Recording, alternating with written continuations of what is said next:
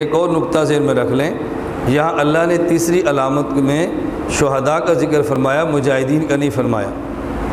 من النبیین والصدیقین والشہداء والصالحین، والشہداء فرمایا والمجاہدین نہیں فرمایا۔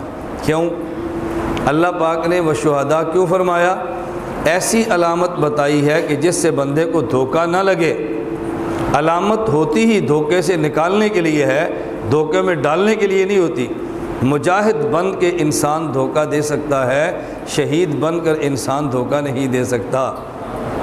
اس لیے دیوبند والے شہداء دکھاتے ہیں، غیر مقلد مجاہدین دکھاتا ہے۔ جب جنازہ آئے تو ہم کہتے ہیں شہید پیش کرو، وہ کہتے ہیں نا ہم مجاہد پیش کریں گے۔ جنازہ غائبانہ، کیوں؟ شہید دکھانا جو نہیں ہے۔ حق اور باطل کا پتہ تو شہید کو دیکھنے سے چلے گا نا، مجاہد کو دیکھنے تھوڑی پتہ چلے گا۔ یہ دنیا تو دار الغرور ہے، یہ دنیا تو دار امتحان ہے، یہ تو دھوکے کی جگہ ہے۔ پگڑی باندھ کے بندہ دھوکہ دے سکتا ہے، مجاہد بن کے دھوکہ دے سکتا ہے، لیکن شہید بن کر دھوکہ نہیں دے سکتا۔ اس لیے والمجاہدین نہیں فرمایا، والشہداء فرمایا۔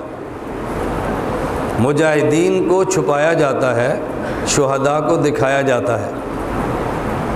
مجاہدین کو سٹیجوں پر لانا شروع کریں تو حالات خراب ہوتے ہیں، مجاہدین کو گلیوں میں لے آئیں تو حالات خراب ہوتے ہیں۔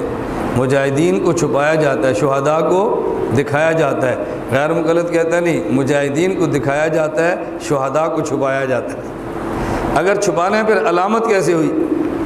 علامت وہ ہوتی ہے جو دکھائیں، سمجھ آ رہی ہے؟ علامت وہ ہوتی ہے جو دکھائیں۔